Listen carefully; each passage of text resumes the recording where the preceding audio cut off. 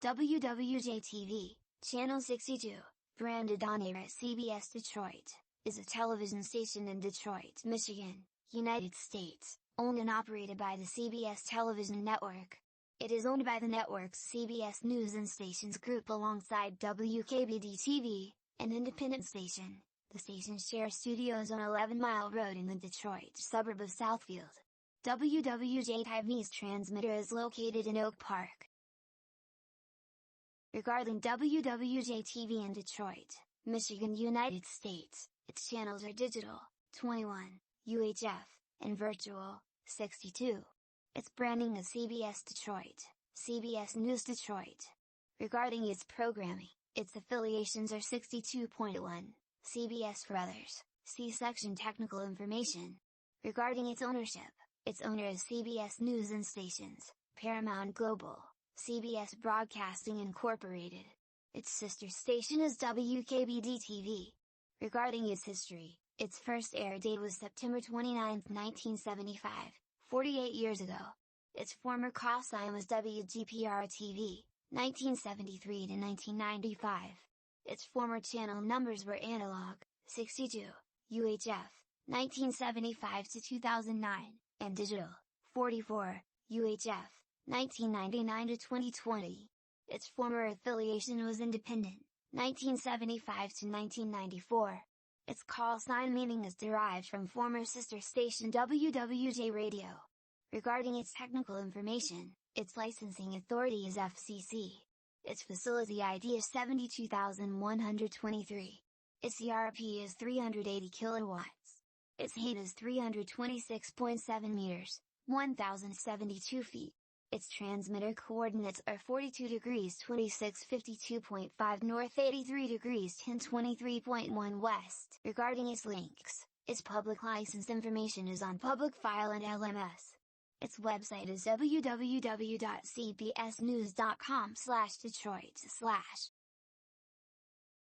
Founded as WGPR-TV in 1975 by Dr. William V. Banks and the International Free and Accepted Modern Masons as an extension of WGPR, 107.5 FM, Channel 62 in Detroit was the first black-owned television station in the continental United States.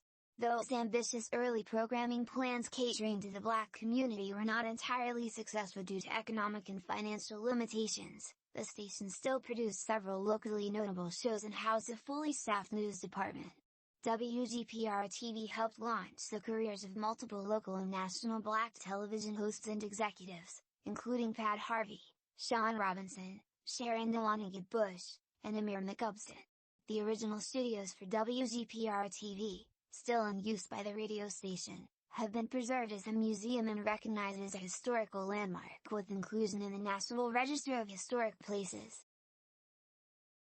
In 1994, when a major affiliation switch threatened to leave CBS without an affiliate in the Detroit market after multiple failures to secure a more successful station, the network bought WGPR-TV and dropped all existing programming in favor of CBS and syndicated programs, later changing the call letters to Wwj-TV.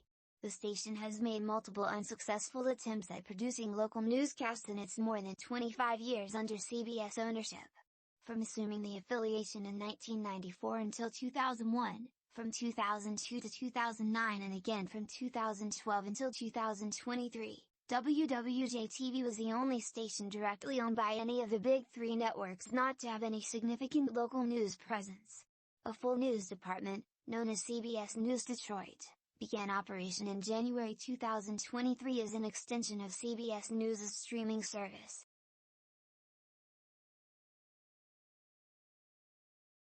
On September 15, 1968, Wxo-TV began broadcasting on Channel 62. Licensed in nearby Walled Lake, Michigan, Wxo-TV operated on Channel 62 for 4 years. In 1970, it purchased the construction permit of WJMY, a Channel 20 station that was built out but which its owner, United Broadcasting, had no financial resources to operate, for $413,000 in United's expenses related to the permit. Land Mobile interests pushed back against the sale, seeking that Channel 20 be reassigned for their use in Metro Detroit.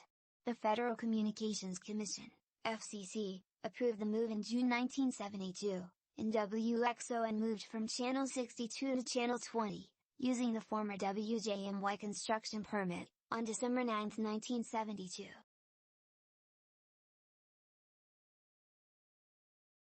We don't believe anybody else can do as well presenting black culture as we are ourselves.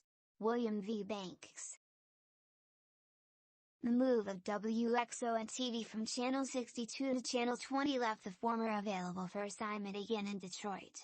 On October 10, 1972, less than 2 months before Wxo vacated the channel, WGPR Incorporated, the owner of WGPR, 107.5 FM, applied to the FCC for a new construction permit on Channel 62.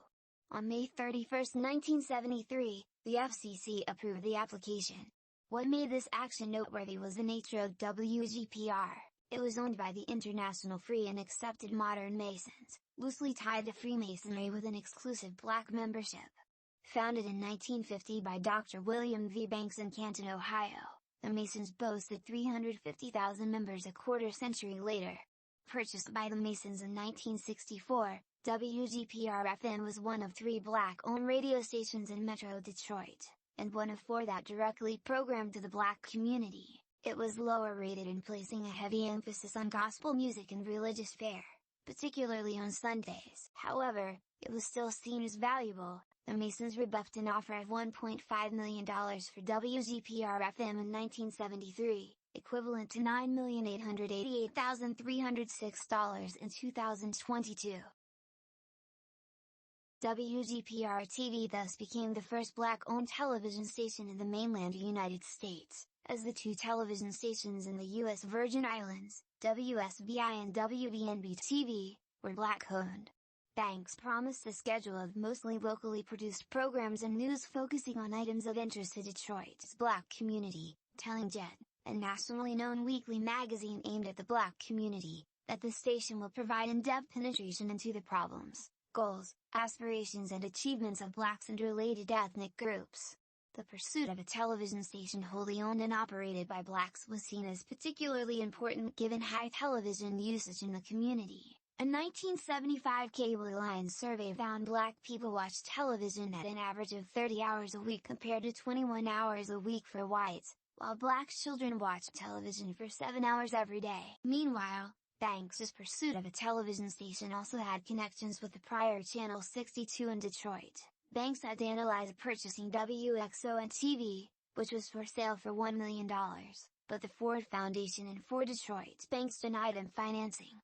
Following this, an attempt was made to acquire WJMY, which instead was sold to Wxo-TV in order for them to move from Channel 62 to Channel 20. The construction process took nearly 2 years, in part because lenders were unwilling to loan money to finance the station's startup. However, work accelerated in 1975 as the Masons sold real estate holdings elsewhere to finance operations. A former industrial office building at 3146 East Jefferson Avenue was purchased to house WGPR radio and television, while federal government support expedited the purchase of steel necessary to erect a new transmitter facility. Broadcasting began at noon on September 29, 1975, with recorded greetings from President Gerald R. Ford and Senator Robert P. Griffin. Ford said in his address, "WGPR will serve as a symbol of successful black enterprise. This is truly a landmark, not only for the broadcasting industry but for American society. I only wish I could be with you in person as WGPR goes on the air." Banks credited President Ford for helping remove bureaucratic red tape for the Masons and overriding existing directives from the Pentagon for the steel purchase. The Detroit Free Press hailed the station's sign-on in October 3, 1975. Editorial is a new dimension and added stature to the area's entire telecommunications industry.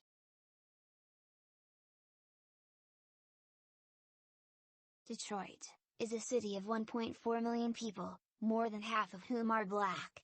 Yet, if you watch the other stations, you find that the programming is only about 1 or 2% black. We felt that there was room for another station, one that speaks to a black audience. James Panagos, WGPR-TV Vice President. Emir, Porter, McUpson, Doug Morrison and Sharon Cruz presented WGPR-TV's nightly Big City News in 1976. Channel 62 debuted in a television environment with a dearth of black talent and programming. This was most acute in the areas of syndicated shows and advertising. James Panagos, WGPR-TV's vice president of sales, was unable to hire black ad salesmen, so he set up a school to train TV sales professionals. Some white employees were hired with the stipulation that they train black employees in their fields. 38 Despite a national recession, WGPR-TV was able to secure $125,000 in advertising commitments from national companies including the major automakers and department stores Sears and Kmart, enabling them to cover all operating costs for the first year. An additional $300,000 was raised within the station's first 40 days on air. Little programming fulfilling the station's promise was available to the station in the syndication market, with reruns of the Bill Cosby drama I Spy being the highest profile show, and the only one on WGPR-TV that starred a black actor.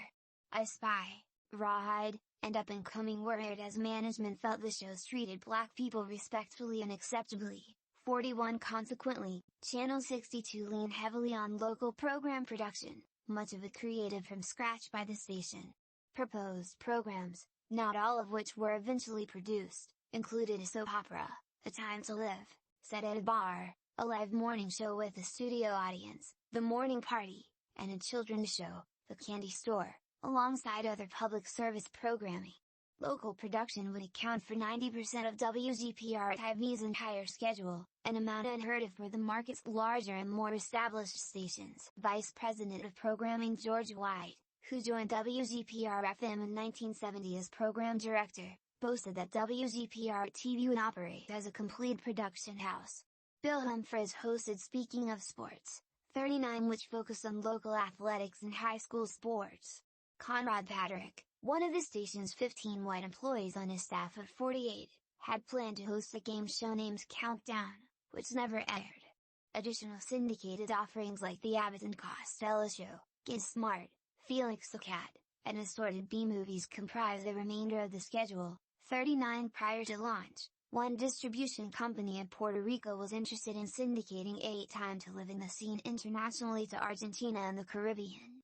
Several black-focused public affairs shows, including Black on Black, which WGPR-TV and Wwj-Tv jointly produced, and James Brown's syndicated variety series Future Shock were also carried. 41. I remember when I told my parents I wanted to go into journalism, but they had other ideas. They were used to women being in positions of being a nurse, a very honorable profession, or a teacher, which is what my mother was. I told my father a broadcast journalist. He looked at me strangely, and said, "Well, Pat, I don't know about that. I mean, you don't look anything like Walter Cronkite." Pat Harvey. One show, the live dance music program The Scene, drew on the success of WGPR radio and was among its most successful. Cars would sometimes clog Jefferson Avenue to see the stars arrive for tapings. Scene co-host Nat Morris was originally hired in 1972 for WGPR-FM and was simply given directions to play music on the program as if he were a disc jockey, with the cameras focusing on the dancers throughout.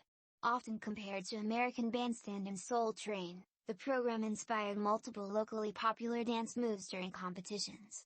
A full-time talent coordinator was responsible for fielding mail-in requests for prospective on-stage dancers and booking singers and musical acts. James Brown, the Gap Band, The Time and Jermaine Jackson were among the program's most notable musical guests. Prince, then a part of The Time, had also been heavily promoted on WGPR-FM. He and the band gave the station several gold records. When Nat Morris took time off for a vacation, Panagos tapped Pat Harvey, who joined WGPR-TV in 1976 as a sales assistant, to be Morris's fill-in host of The Disco Lady.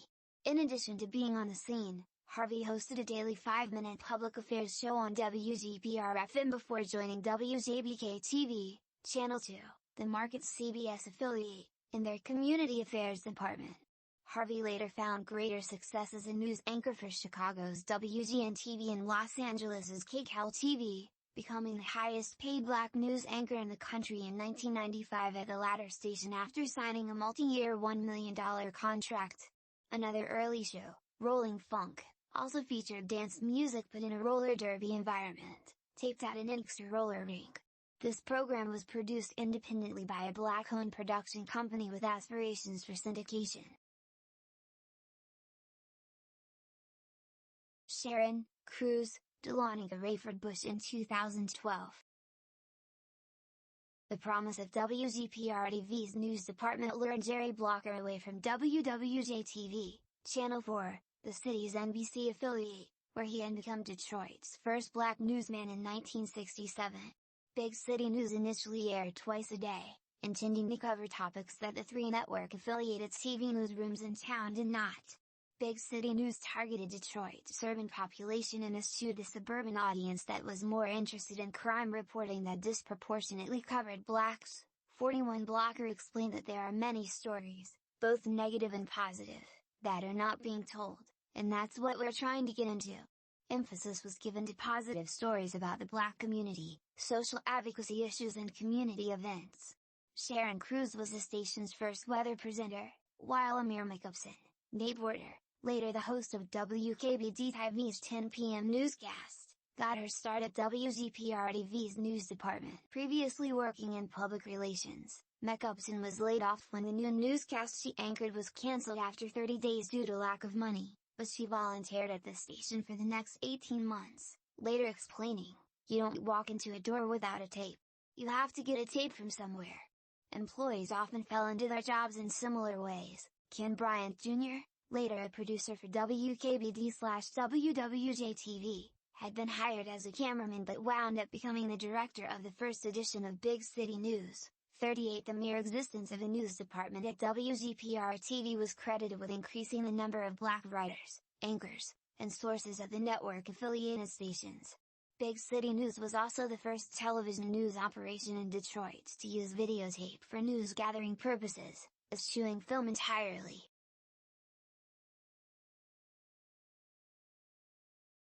After a year on the air, the fanfare and some of the more ambitious goals have been lost in the dust.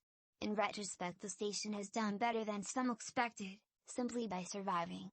But it has not lived up to all the rhetoric of those first weeks. Howard Handel. The station's early months were very rough, technical failures were common, broadcast hours were cut back, and much of the programming plans were curtailed after just 1 month when Banks felt the station was losing too much money. Hopes of WGPR-TV making an immediate ratings impact by luring existing black viewers from the other channels in the market, 5 licensed to Detroit proper and 2 in Windsor, Ontario, failed to materialize. Commercials, particularly from the national clients that had made pledges to WGPR-TV, either failed to play correctly or would not play at all due to poor equipment. General Motors in particular withdrew their advertising but allowed the station to keep the money. Banks's daughter, station vice president Tanisha Gregory, left a job as a college instructor to help run the station and never left, despite the early struggles. Gregory later said, "Television turned out to be more than any of us thought. At the end of 1975, it was obvious that I couldn't walk away from it. It was impossible." 1976 WGPR-TV print advertisement showing the station's butterfly logo.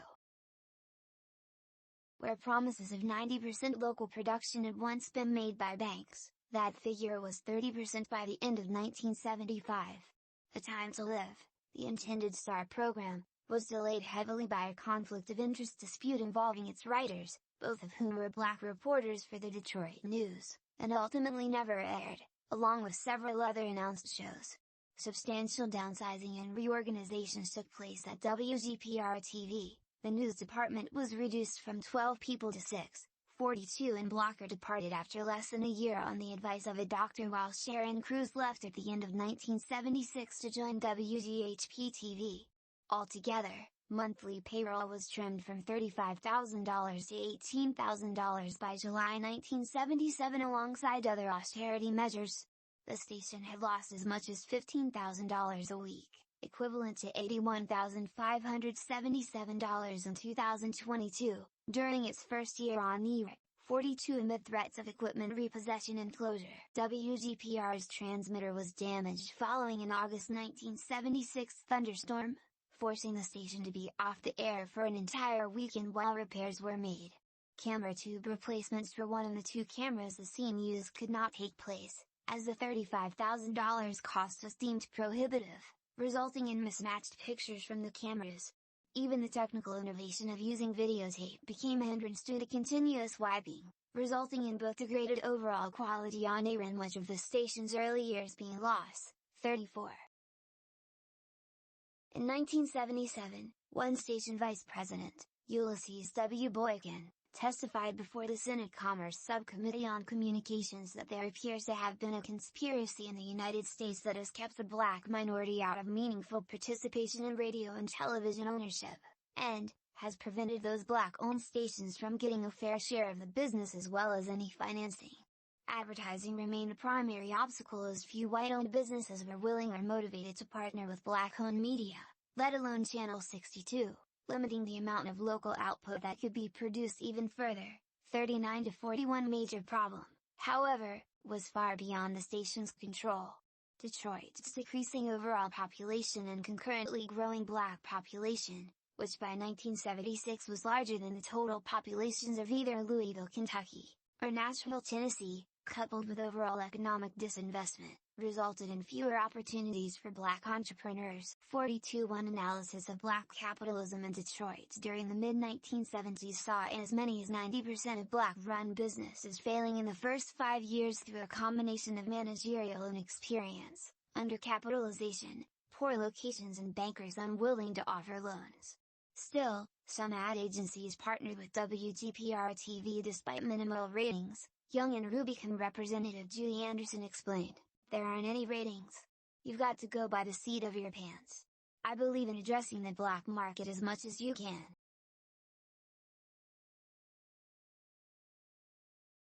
Banks was able to keep the station afloat by brokering time to religious ministries.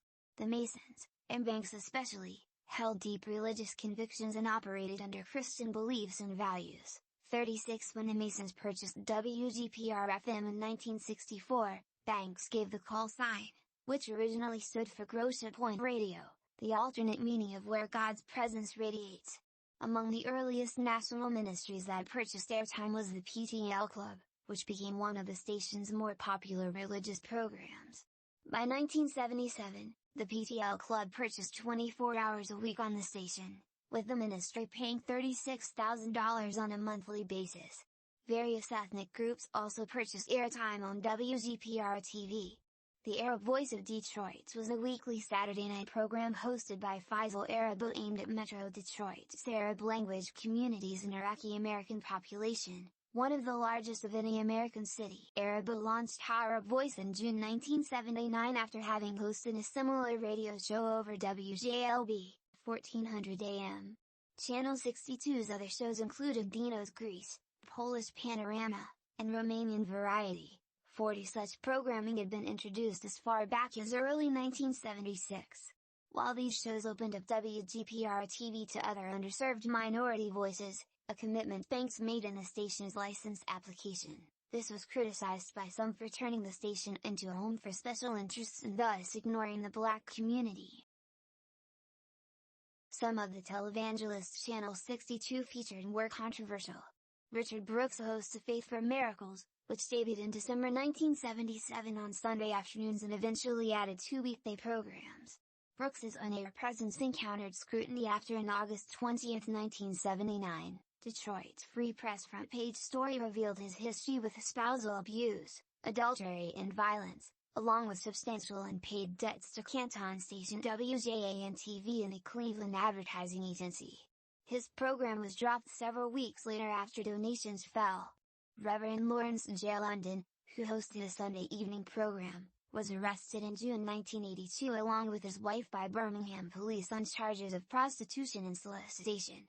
Jerry Falwell Sr.'s The Old Time Gospel Hour was also picked up by WGPR-TV and attracted attention in 1985 when Falwell called Anglican Archbishop Desmond Tutu a phony for representing blacks in South Africa and his anti-apartheid stances. Tisha Gregory defended the station's airing of Falwell, saying, "If we say we reject all the programming that has opinion that we do not believe in personally, we would not be able to be on the air, to train all of the minorities we have and offer the public alternative programming and programming from a black perspective." One church used their paid airtime on Channel 62 in a novel way. The Metropolitan Church purchased a primetime hour on WGPR-TV for $1,200 for a fundraising campaign on November 7, 1981. While only members of the congregation could participate, not all of them consistently attended, so the church reached them via television. The hour-long program raised $404,902, equivalent to $1,330,334 in 2022. All-night movies were also added to broaden Channel 62's appeal in 1977. This made the station the first in the market to operate 24 hours a day. Ron the Cool Swede, a local horror host, moved his Z-Movie comedy show to WGPR-TV on January 6, 1978, after prior runs on WXON and WKBD-TV, but the program was quietly cancelled by June. The weekly Black Film Showcase debuted on February 3, 1979, hosted by Karen Hudson Samuels. The program centered around feature films starring blacks, along with profiles on the stars in a panel discussion. Detroit's Representative Charles Diggs hosted the Diggs Washington Forum, a panel discussion program taped from Washington, D.C., as part of the station's public service offerings. Banks offered the time slot after Diggs helped amend a treaty with the Canadian Radio, Television and Telecommunications Commission, CRTC, that allowed the station to be viewable over the air in Canada, saying, "We feel indebted to him, so we did what we could to help him out." Gregory, who frequently referred to her father as Dr. Banks, later reflected on his deferrals whenever she asked him for advice, instilling the importance of making decisions for herself. Nat Morris remembered Banks once insisted a newer set for the scene was not necessary, saying the set is not the show, prompting Morris to focus on the show in a more substantial manner. One potential method of making money was unsuccessful. In 1979, the station sold the rights for a potential subscription television service to be broadcast over WGPR-TV to Universal Subscription Television, USTV, an affiliate of Canadian communications company West Capital Corporation. At the time, Universal was operating one subscription operation, on Boston's WQTV, and held authorizations to operate in several other areas, including Long Island, Minneapolis, and Sacramento, California. In 1981, USTV was acquired in two parts by Satellite Television and Associated Resources of Santa Monica, California. The first acquisition included unbuilt franchises for services on WGPR-TV and KSTS in San Jose, California. However, no such pay service ever materialized, likely because Detroit already had two such operators in place. By 1983, after 8 years of operation, Channel 62 finally turned a profit and offered over 60 hours a week of local programming. The station also began airing assorted sporting events, starting in 1981 with Michigan State Spartans men's basketball, Major League Baseball on NBC, games preempted by WDIV-TV, NBA on CBS, games preempted by WJBK-TV, and Mizzou Television Network's coverage of the 1981 Astro Bluebonnet Bowl.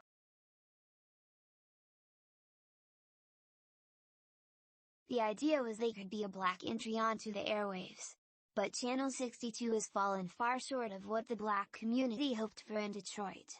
I hope something happens to get them off dead center. There won't be any change, however, until the black community approaches management and says, "We want change and are willing to support you." Buzz Luttrell, former WXYZ-TV reporter. William V. Banks died in August 1985 at the age of 82. Banks's death triggered a brief round of dissension among the Masons, including a March 1986 lawsuit by 46 members of the lodge claiming that Ivy Banks, William's widow, had denied any information about the financial condition of the WGPR stations to them. One of the plaintiffs was George Matthews, an accountant and former Union Carbide employee from Niagara Falls, New York. During this time, the station received several unsolicited offers, most notably a bid from a company called Heart of Downtown Television headed by Lansing television station owner Joel Ferguson and including former boxer Thomas Hearns and former basketball player and future Detroit Mayor Dave Bing. Analysts believe that the station would be able to pose a ratings and revenue threat to WXON and WKBD with even a minor investment in programming and equipment, noting that WKBD had been sold for $70 million 2 years earlier. While the February 1985 Arbitron ratings listed WGPR-TV in last place in every category, with only 1% of all television sets in the Detroit media market tuned into Channel 62. The combined profit margin for WGPR radio and television in 1984 was 31%, well above the National Association of Broadcasters, NAB, average of 18.8% for an average UHF station. No sale materialized, and, after a judge ruled in favor of the Masons and against Ivy Banks, Matthews moved to Detroit to run WGPR-TV and improve a station that, for New York media analyst Peter Appert, was not even attempting to claim a meaningful audience share in the market. Tinsha Gregory, whom Matthews replaced as general manager, then sued Matthews, while Ivy Banks countersued the Masons for $1.3 million, equivalent to $3.35 million in 2022, in unpaid loans. Matthews, who had no background in broadcasting and admitted to Ebony magazine that he was relying on people who were competent and loyal in his new job, took over the station as the marketplace for television stations began to cool after several recent purchases were now deemed to have been at inflated prices. Consequently, Matthews declared the station was not for sale. Veteran broadcaster Don Haney predicted that the station's heavy emphasis on paid religious programming would need a change in order to improve from a competitive stance. By June 1987, Panagos confirmed that WGPR would add more general entertainment fare and movies to the schedule by the fall, while program director Joe Spencer later admitted the station was intending to shirk the special interest label. When the PTL Club, which WGPR-TV continued to air 3 times a day on weekdays, became ensnared in controversy over former host Jim Bakker, station program director Joe Spencer said no phone calls were fielded either in protest or support, while Panagos asserts that WGPR-TV would not drop the program despite the ministry owing $126,945.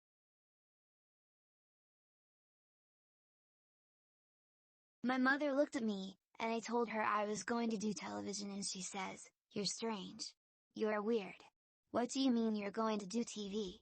Because when we grew up, black people were not on television that much unless they made the news. True story. R.J. Watkins. December 31, 1987, saw the end of one WGPR programming mainstay. The scene was dropped from the lineup and replaced with Contempo, a similar dance music program but focusing on newer music.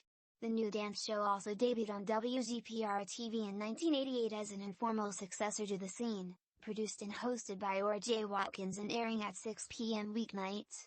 In contrast to the disco influences of The Scene, the new dance show focused more heavily on techno and house music, with music selections that ranged from Kraftwerk to Tulip Crew to Say Say Penischen. Watkins, who produced both the new dance show and Video Request, would eventually syndicate both shows via satellite to over 40 different markets. Watkins hosted a kickoff party on April 10, 1992, at the State Theater to celebrate the occasion, which WGPR-TV carried live. During this time, Channel 62 also added several programs aimed at other specialty audiences in southeastern Michigan. In August 1986, the station started carrying the International Television Network, which was an overnight 4-hour block of primarily foreign language subtitle programs, complementing the existing locally based ethnic fare. Telecasts of Michigan Wolverines football and Eastern Michigan Eagles football were also added. However, the station was still criticized in 1989 for persistent technical deficiencies, equipment issues and an uneven programming structure that still relied heavily on religious fare, even with promising local efforts including those from R.J. Watkins. WGPR station ID used until the CBS switch in 1994.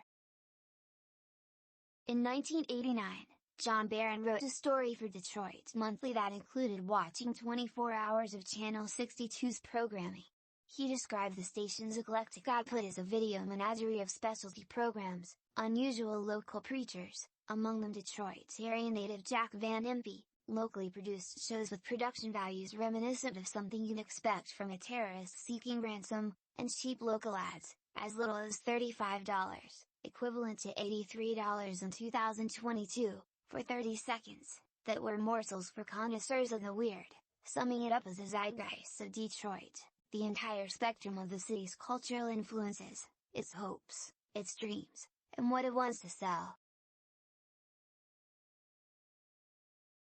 Shawn Robinson began her media career at WGPR-TV as a news reporter, anchor and talk show host. One of WGPR-TV's local programs, the topical talk show Strictly Speaking, attracted significant community attention as the decade ended. Shawn Robinson joined Channel 62 after graduating from Cass Technical High School and Spelman College. She initially appeared as a big city news reporter but soon fronted Strictly Speaking, where one media outlet dubbed her our own Oprah. Robinson left WGPR-TV in March 1989 to become the evening co-anchor for Flint's Wwj-Tv. Her replacement, Darieth Cummings Chisholm, boasted of wanting to take Oprah's place at one speaking engagement. On a 1990 edition of the program, which had Treacle Clark assuming host duties, Kwame Kenyatta of the New African People's Organization made comments about what he claimed was Israel's unholy alliance with South Africa, which resulted in the organization receiving death threats and coverage of the controversy by WWJ Radio. Several months later, Faisal Arabo's Arab Voice program received unwanted attention when Arabo traveled to Iraq twice to meet Saddam Hussein in October and December 1990, the first trip resulting in the freeing of 14 hostages. Public sentiment due to the Gulf War led Anheuser-Busch to drop their sponsorship of Arab Voice, while Arabo denied his program had political leanings. WGPR-TV also picked up some assorted network shows. It aired CBS's A Pat Sajak Show and Late Night when WJBK-TV declined to carry it and added the NBC soap opera Santa Barbara in 1991 after WDIV-TV dropped the program. When WJBK-TV dropped CBS This Morning to launch a local morning newscast in September 1992, WGPR-TV picked it up the following month. After must-carry rules requiring local cable systems to carry all broadcast stations in their area were struck down in 1985, WGPR-TV lost carriage on two suburban systems, a Heron cable system on the Macomb-St. Clair County line and Grosse Pointe Cable, the latter of which dropped Channel 62 in 1991 in order to carry C-SPAN 2. In May 1992, all but one of the non-management employees at WGPR Radio and Television voted to unionize with the United Auto Workers, UAW, citing unfair working conditions. One anonymous employee told the Detroit News that if the management didn't like the way you looked, didn't like the way you said hello, you were gone. The UAW filed a complaint with the National Labor Relations Board, NLRB, claiming that management refused to bargain and demanded all negotiation sessions be recorded. That September, the news department was dismantled and all 11 employees laid off. Management blamed the recession, but former employees claimed the layoffs were retaliation for their organizing activities. The NLRB found in favor of the workers and recommended they be granted back pay and reinstated. Matthews was reputed to run the Masons, and especially WGPR, with an iron fist, per a December 1992 story in the Michigan Chronicle, and to give women preferential treatment. With the loss of local newscasts from the schedule, WGPR-TV continued to add more assorted off-network reruns. A lineup change in July 1993 had the station running Lou Grant, The Streets of San Francisco in Combat, in the early evening hours as counter-programming against local newscasts and sitcoms. WGPR-TV's license renewal was briefly delayed in 1993 because it was one of 7 television stations the FCC cited for failing to meet educational and informational standards in children's programming.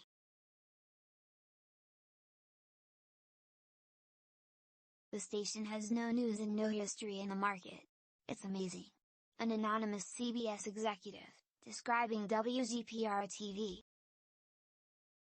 On May 23, 1994, New World Communications, owner of Detroit's CBS affiliate, Wwj-Tv, announced that it had reached a deal to convert Wwka and 11 other stations to Fox affiliations. The deal came after Fox outbid CBS for the rights to National Football Conference football games. New World owned a string of mostly CBS affiliates in markets that were home to NFC teams, including Detroit.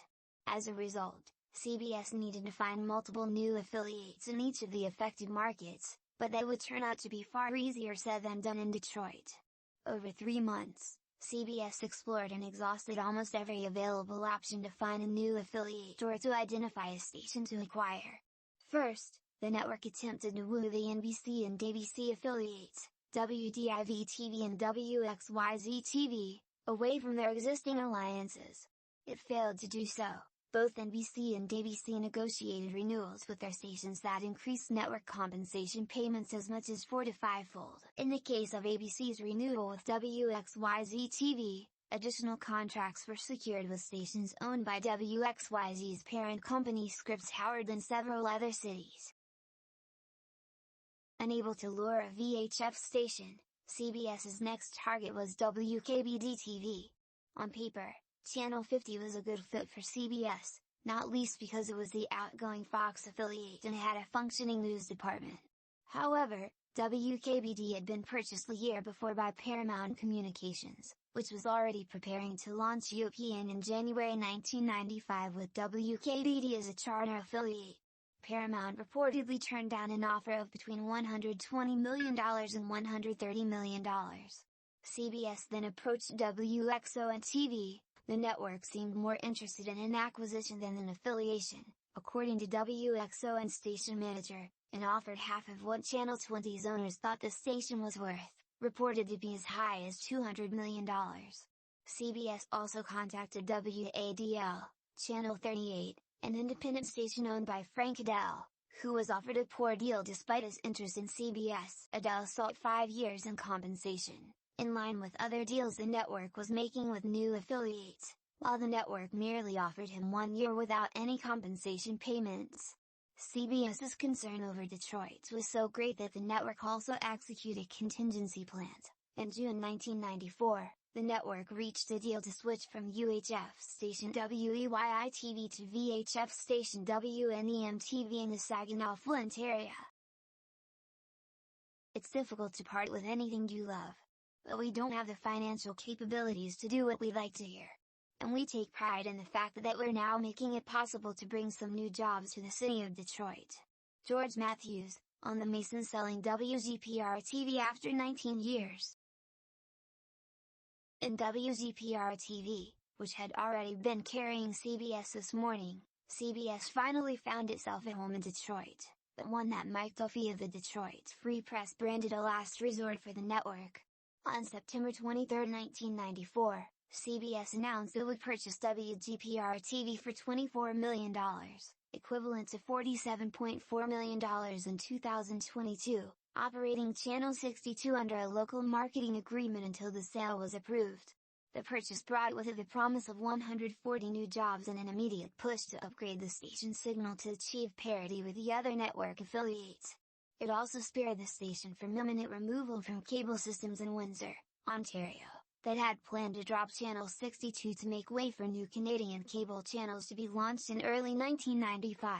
CBS's purchase made national headlines due to the network's duress, along with the station's high channel number and relative obscurity outside of the inner city. One unnamed network executive, unaware of WGPR-TV's history, told the New York Times reporter Bill Carter, "This station has no news and no history in the market." On December 11, 1994, WGPR-TV became the new CBS affiliate in Detroit, backed by a major promotional blitz amounting to $1 million in ads spinning over the first 10 weeks. The first week was marred by issues that prevented some cable subscribers from seeing the station clearly. While ratings for Channel 62 rose 11,000% over the station's former programming on the first Sunday night, ratings for CBS dipped by 25%. CBS's desperate purchase of Channel 62 came at the cost of WGPR-TV's existing programming inventory, which was fully displaced by new syndicated and network programs. Such shows as a new dance show, which had replaced Lucina's Channel 62's music program after it ended in 1987, an Arab Voice of Detroit, a long-running Saturday block aimed at southeast Michigan's large Middle Eastern community, disappeared from the Detroit airwaves, as did the religious programs that had once kept it afloat. Arab Voice host Faisal Araba was offered a 30-minute slot on Saturday mornings by the incoming CBS management free of charge, but Araba declined the offer as he would not have been able to sell advertising to make a profit. In the case of the new dance show and other programs produced by J. Watkins' Key Wide Productions, many moved to a new low-power station on Channel 68 that started the next year, which Watkins operated alongside his newly acquired WHPR-FM 88.1. CBS's sale application, however, met with some opposition in attempts to keep the station black-owned. Joe Ferguson, who had been rebuffed in 1986, joined forces with Bing and Roy Roberts, an executive at General Motors, to propose operation as a black-owned CBS affiliate. Ferguson claimed he had offered $31 million for Channel 62 weeks before the Masons took the $24 million CBS bid, but Matthews claimed no such offer was ever made, saying, "There was no one else in line when CBS came to us." Ferguson's group, known as Spectrum Detroit, later expanded to include other business and religious leaders in the black community, with one pastor calling the station sacred property. In December, the Spectrum Detroit group converted its proposal to an objection to the sale of WGPR-TV to CBS. Representative John Conyers criticized the sale, believing that Channel 62 could retain existing black-focused programming if it remained black-owned. A Ukrainian-American man from Troy, Michigan, filed an objection claiming that a report on 60 Minutes was distorted and inaccurate, even though 60 Minutes was produced by CBS News and not WGPR-TV. In a satirical mocking of CBS's obvious desperation, Detroit news columnist John Pepper jokingly predicted Joel Ferguson's group still had a chance to purchase the station, in turn forcing CBS to buy a ham radio unit located in a Plymouth, Michigan, basement for $40 million. The demise of WGPR-TV as originally envisioned was noted for marking the end of a station that had been started with a purpose but which ultimately failed to deliver. Adolph Mongo, writing in the Michigan Chronicle, asked, "What happened? How did a potentially great vehicle for black people in the Detroit metropolitan area turn into the butt of many jokes in the media community? Programming was a joke. Technical problems were an everyday occurrence. The news department was eliminated and employees were treated worse than field hands working on a big plantation. Despite all those problems, the station had almost 20 years to become a sense of pride for the citizens of Detroit. Yet it never happened."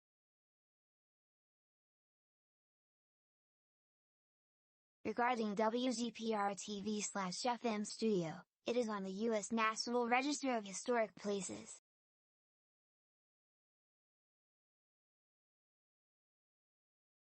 Its location is 3146 East Jefferson Avenue, Detroit, Michigan. Its coordinates are 42 degrees 20 minutes 25 seconds north, 83 degrees 11 west. Its MPS is the Civil Rights Movement and the African American Experience in 20th Century Detroit MPS. Its NRHP reference number is 100,006,101. It was added to NRHP on January 27, 2021. Even as the station never truly fulfilled its promised potential, WGPR-TV was a needed starting point for many budding careers. Amir Jacobson, Sharon Cruz, Pat Harvey, Sean Robinson, and current ESPN executive David Roberts all began their careers at Channel 62 before finding greater fame elsewhere. Ivy Banks remarked, "Dr. Banks never wanted to hold anybody back, he was happy for them. He knew that they could get a better salary somewhere else." Former WGPR-TV program director Joe Spencer concurred, saying, "They'd come in here, get their first year or two under their belts, learn how to operate a camera, perform before the camera and write for TV. Then other stations would snap them up." CBS's purchase of Channel 62 portended changes in FCC policy, particularly the repeal of the tax incentive program meant to encourage minority ownership in the Telecommunications Act of 1996, which removed and relaxed ownership caps. 19 television stations were owned by African Americans in 1994, a number that decreased to 2 in 2016 but went back to 12 in 2017, with 4 distinct owners holding those 12 stations. Byron Allen, a Detroit native, owns or operates over 30 television stations as of 2023 via his Entertainment Studios holdings, which were purchased between 2019 and 2021 but came mostly as the result of divestitures from much larger mergers and acquisitions. The Washington Post contributor Crystal Brandzuck has criticized the FCC for failing to come up with alternative strategies to help current and prospective minority owners burdened twofold by both media consolidation and historical discrimination. You start losing people, and you lose the history. It's a story that needs to be told. Without Karen, Hudson Samuels, and Joe Spencer, the museum would never have happened. They're the Esther Gordy Edwards of Motown. Amir Jacobson. WGPR's place in history has been preserved by organizations and former employees. Jacobson, Spencer, former news director Karen Hudson Samuels, the scene host Nat Morris and former cameraman, director Bruce Harper co-founded the WGPR-TV Historical Society in 2011 during an informal reunion, with Samuels serving as executive director and Spencer as spokesman. Plans were made by the group to create a museum for the television station at the former studios, which remain the home to WGPR-FM, still under Mason ownership. Spencer referred to the station as a trailblazer in many ways while Samuels, who was also one of the station's first interns, said of the effort, "We thought if we didn't tell the story, who would?" In 2016, the Detroit Historical Museum opened a temporary exhibit detailing the history of WGPR-TV with artifacts from both the TV and radio stations. The former studios, renamed the William V. Banks Broadcast Museum in honor of WGPR-TV's founder, opened to the public on Martin Luther King Jr. Day, January 16, 2017. The building itself was listed on the National Register of Historic Places in 2021. Announced on February 1, 2021, the start of Black History Month. An NRHP plaque was affixed to the building's front entrance above the Michigan History Center's historical marker, which was unveiled in 2016. The achievement turned somber when Karen Hudson Samuels died on February 9, 2021, 8 days after the studios were listed on the National Register. Samuels was remembered as a pioneering journalist and mentor who worked to preserve much of Detroit's Black history. ESPN personality Stephen A. Smith, a protege of David Roberts, co-hosted First Take from the museum on September 9, 2022. Roberts said of Smith's visit, "It underscores the importance of never forgetting where you started. Spencer is the man who hired me back in 1978 and so it's my responsibility to make sure I do what I can to never forget where I came from." Everything starts somewhere, and when it comes to things that are owned and operated by African Americans, this is where it started. WGPR is not just about on-air talent, they produce producers and directors, people that are behind the cameras, making decisions about who should be in front of the cameras and the kind of content that should be put out to our communities. Stephen A. Smith. 300 surviving episodes of the scene were rebroadcast starting in January 1995 via Detroit's area cable access television alongside repeats of the new dance show. Nat Morris has frequently made public appearances over the years embracing the legacy of the scene, with one cast reunion in 2017 intentionally falling on his 17th birthday, quipping, "I didn't want to throw 2 parties." Another reunion of dancers from both the scene and the new dance show took place during the Detroit Cultural Center's 2021 Electricity Festival, with Morris as MC. When noting the lasting influence the scene has had in the community, Morris said, "We captured a period of Detroit. We were captured at our finest." In 2021, Bruiser Brigade, a Detroit hip-hop collective led by Danny Brown, released an album titled TV 62. The album directly references WGPR, with the station's historic butterfly logo featured on the cover. Jade Gomez of Paste noted that the album feels like flipping through television channels and submerges the audience into their own playful public access show.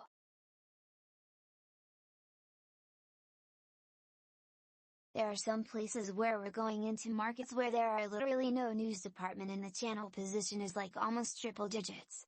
Where that's happening, "We're obviously going to take a hit."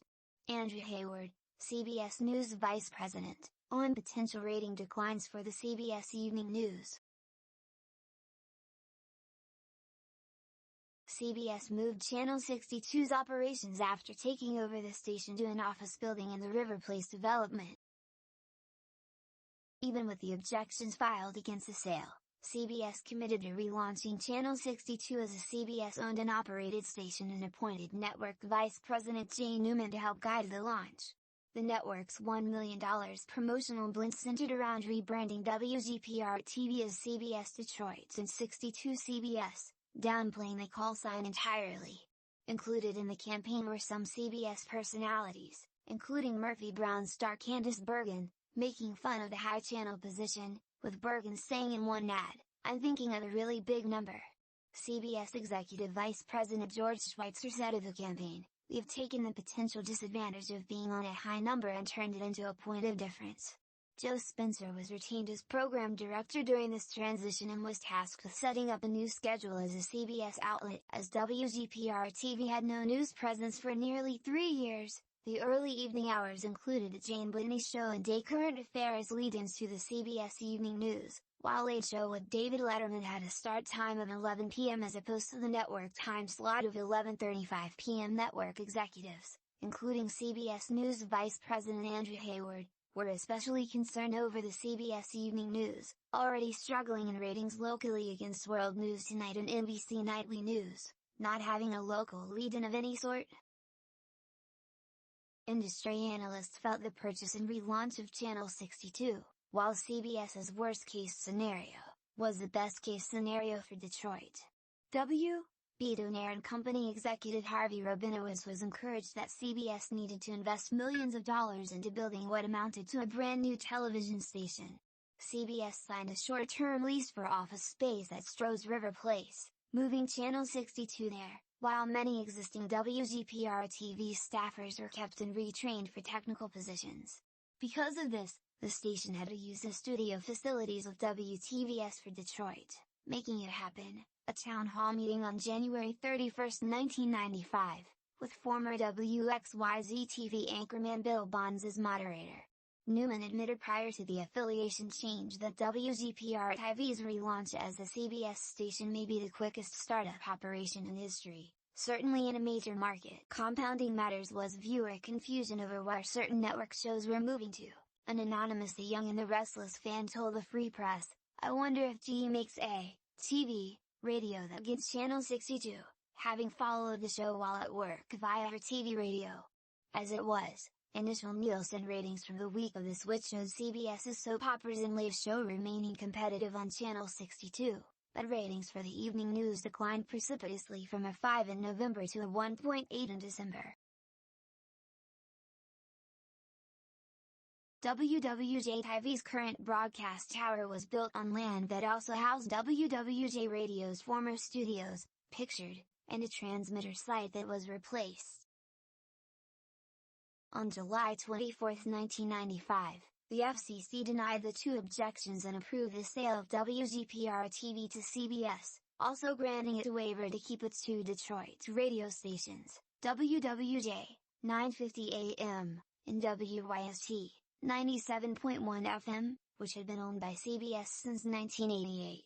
In denying the objections, the Commission recognized that the terms of the local marketing agreement showed George Matthews still holding control over Channel 62's programming, finances, and staffing for a 2-year period, regarded the affiliation switch as something to which the minority-controlled license holders had agreed, and saw the sale as in the public interest. The network immediately announced that it would expand its heretofore temporary River Place offices and that the call letters would be changed to Wwj-TV, mimicking their AM sister. These changes occurred once the sale was consummated on September 20, 1995, returning the WWJ calls to the television dial for the first time since the original Wwj-TV, Channel 4, became WDIV-TV on July 22, 1978, after it was sold off. Jane Newman was formally named as Channel 62 General Manager and sought to have a new facility constructed housing CBS's TV and radio properties, but declined to give a timetable, saying, "It's like buying a house, it doesn't happen right away." CBS faced many challenges in its effort to make WWJ-TV competitive. David Poltrack, the executive vice president for planning and research for the CBS stations, called Detroit the toughest situation for us in the country, and CBS ratings fell 46% year-over-year. In the first week of the 1995 to 1996 television season, CBS ratings fell by half over the first week of the 1994 to 1995 season on Wwj-TV. The physical plant was among the largest needed improvements, and Channel 62 had an inadequate signal now that it was a market-wide network affiliate. In 1997, CBS was approved to build a new transmitter facility, broadcasting at the UHF maximum of 5 million watts from the 1,087-foot, 331 meters, mast in Oak Park, that would replace a former Wwj-TV facility in Royal Oak Township. The $10 million facility was activated on July 1, 1999, and also enabled the station to begin digital television broadcasts. Later, the tower was also used by some of CBS's FM radio stations and the original digital transmitter for WTVS. "They can move murder," she wrote, "revamp the entire primetime lineup and hire Leslie Moonves as entertainment chief, but there's one thing CBS can't change, Channel 62 in Detroit." Joe Flint, writing for Variety. In October 1995, CBS announced that it would set up a news department for WWJ-TV and had hired Steve Sabato from WLKY in Louisville, Kentucky, to serve as the news director. That April, CBS experienced the drawbacks of not having more than a bureau with one correspondent in Detroit. When federal agents investigating the Oklahoma City bombing raided a farmhouse in Decker, north of Detroit in Sonoma County, CBS was the last network to break in with a special report. CBS News had one WNEM-TV reporter live by telephone but no pictures, compared to the coverage that ABC, NBC, and CNN were able to offer using the resources of their Detroit affiliates. The station would also tap WWJ Radio to produce cut-ins for air during the CBS Group W News magazine day and date. J. Newman was no stranger to a startup news operation, as CBS had appointed him to manage Miami's WCIX-TV, a former Fox affiliate with a minimal news presence. In 1989, he suggested WWJ-TV should consider alternate methods of news delivery to stand out among the entrenched competition but that are based in good journalism. By the start of 1996, however, Sabato had returned to Louisville, and news plans for Channel 62 were on hold. During the late 1990s, the station's chief local programming effort was a weekly 30-minute news magazine, In Depth Detroit, hosted by former WDIV anchor and reporter Rich Make, which debuted in 1997. The station also sporadically offered other news specials and live forums, but Newman conceded that WWJ-TV was still unable to start a news operation. Although the network continued to evaluate other options. Newman left WWJ-TV at the end of 1998. In April 1999, station manager Kevin Cudahy told the Detroit News that there was a need for a different time or presentation method for a newscast but not a need for more news. At that time, the only ABC, CBS, NBC, or Fox-owned station not offering news was KDVR, the Fox station in Denver, which debuted the news department in July 2000.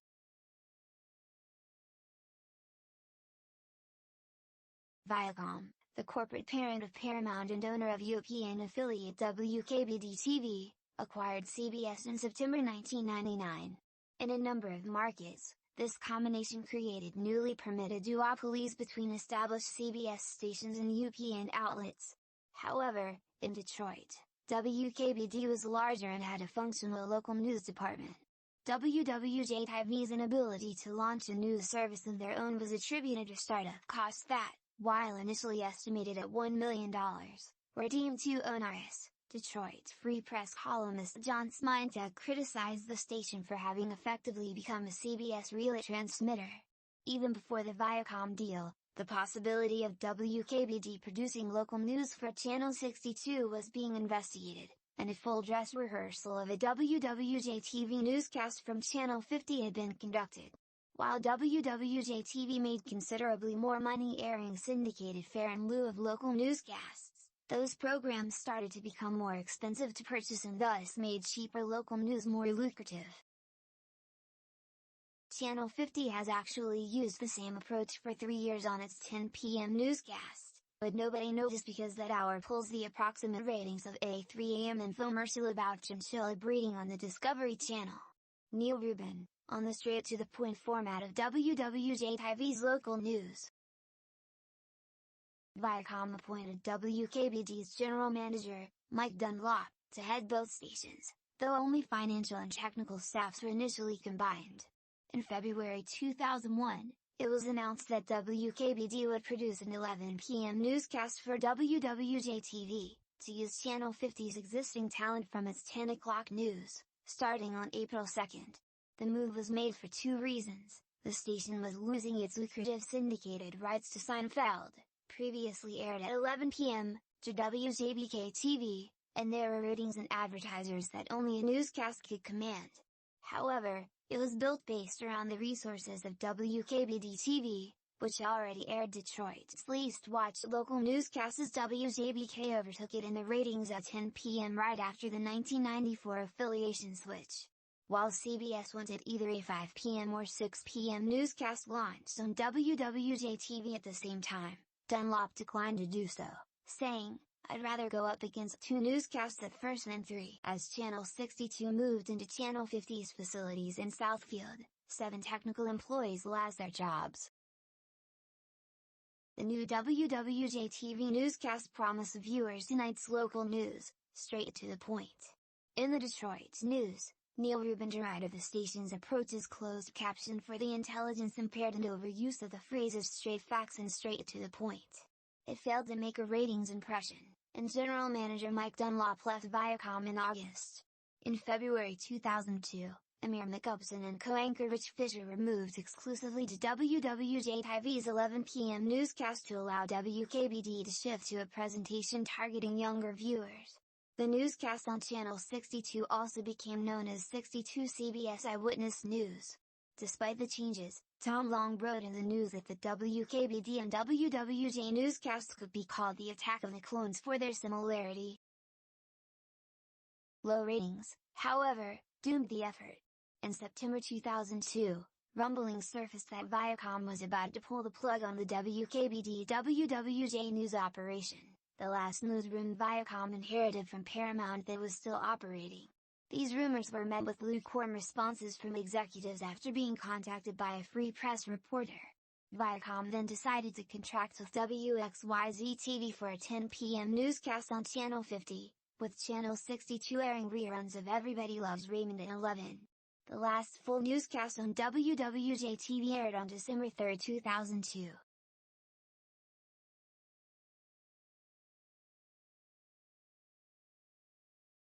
Wwj-TV logo used from 2008 to 2012.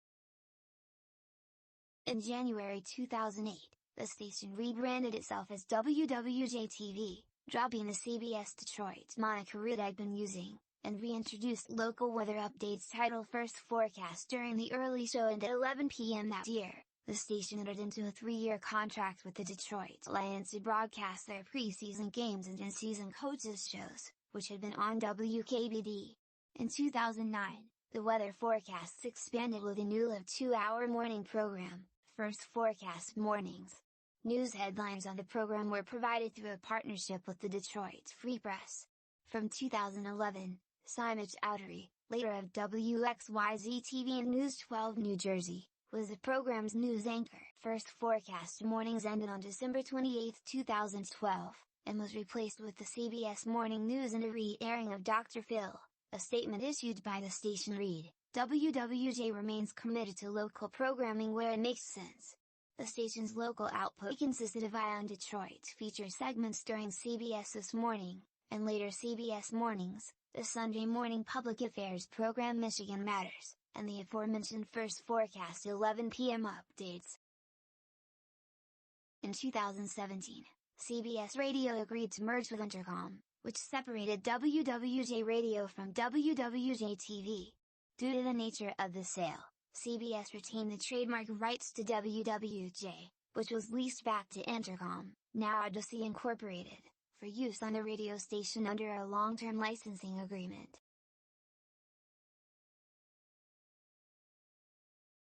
The demand now is to be able to consume content when and where viewers want it. And this is a great opportunity to do that and really offer them content that flows like water, from streaming to linear into digital and to social platforms. Adrian Roark, President, CBS Stations. On December 14, 2021, Wwj-Tv/WKBD parent Viacom CBS, since renamed Paramount Global, announced it would start a full-scale news service in Detroit, CBS News Detroit, which was slated to begin in the late summer or early fall of 2022. This announcement followed prior unveiling of plans by CBS News to rebrand their over-the-top media service CBS and in localized iterations of CBS and among the entire owned and operated station group as the CBS News Streaming Network and CBS News Local, respectively. Wwj-Tv/WKBD Vice President and General Manager Brian Watson approached Wendy McMahon, co-president of CBS News and Stations, about establishing the news department. McMahon described the opportunity to start a streaming-first newsroom at a major market, network-owned station as unprecedented. A local newscast had previously been restored to WKBD in 2020, produced from KTVT in Fort Worth, Texas, and having been launched after the successful rollout of CBS and localized platforms.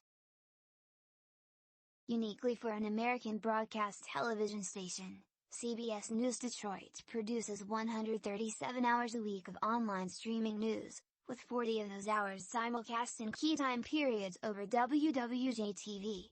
Correspondents are assigned to beats organized by community, including a state capitol reporter in Lansing. Each of the 14 reporters has their own Ford Bronco equipped with mobile editing systems, allowing them to produce reports without visiting the Southfield studio. A lifted Ford F-150 serves as a mobile weather truck. The newsroom, which also serves as a news set, has an industrial design. Management emphasized that Wwj-TV would simulcast the streaming service instead of the other way around, allowing for longer reports not subject to time limits and the newscasts having a more conversational tone. In January 2022, Paul Bellany, an employee of WKBD since 1988 and the Director of Local Production and Community Affairs for WKBD and Wwj-TV since 2017, was named the founding news director. The initial series of on-air talent hires announced on July 11, 2022, including Amir McUpson's daughter, also named Mayor, as executive producer of Community Impact, a move Wwj-TV billed as her following in the footsteps of her mother. Veteran broadcaster Ronnie Duncan, named as the station's lead sports anchor, is the father of CBS Weekend News anchor and network correspondent Jerica Duncan. On September 1, 2022, Wwj-TV rebranded from CBS 62 to CBS Detroit in anticipation of the launch of CBS News Detroit. WKBD's newscast was also relaunched in July as Detroit Now News, a hybrid national, local newscast including CBS News Detroit's content. By year's end, the launch had been delayed, owing to supply chain and pandemic-induced delays. Weeknight newscasts at 6 and 11 p.m. launched on January 23, 2023, with additional local news in the morning, midday and afternoon hours to follow later in the first half of the year.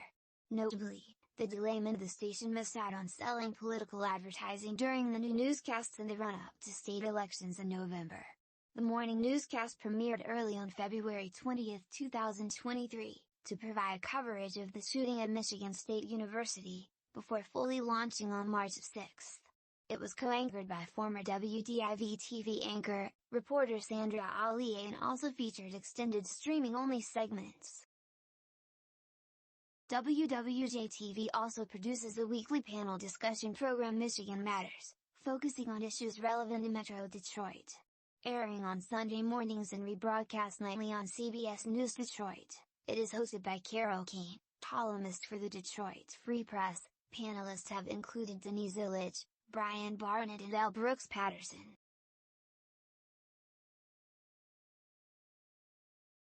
The station's digital signal is multiplexed.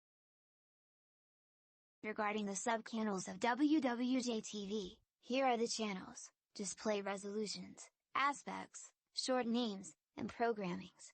62.1, 1080i, 16 to 9, WWJ-HD, main Wwj-TV programming, CBS, 62.2, 480i, 16 to 9, Start TV, Start TV, 62.3, 480i, 16 to 9, DABL, DABL, 62.4, 480i, 16 to 9, Fave TV, Fave TV, 62.5, 480i, 16 to 9, Story, Story Television. Wwj-TV began broadcasting a digital signal on UHF Channel 44 shortly after the Oak Park Tower went into service in 1999. Analog broadcasts on Channel 62 ended on June 12, 2009, as part of the digital television transition. On March 13, 2020, the station relocated its signal from Channel 44 to Channel 21 as a result of the 2016 United States wireless spectrum auction. In 2020, WWJ became one of 5 Detroit stations participating in the launch of ATSC 3.0, Next Gen TV, provided by WMYD in the Detroit market.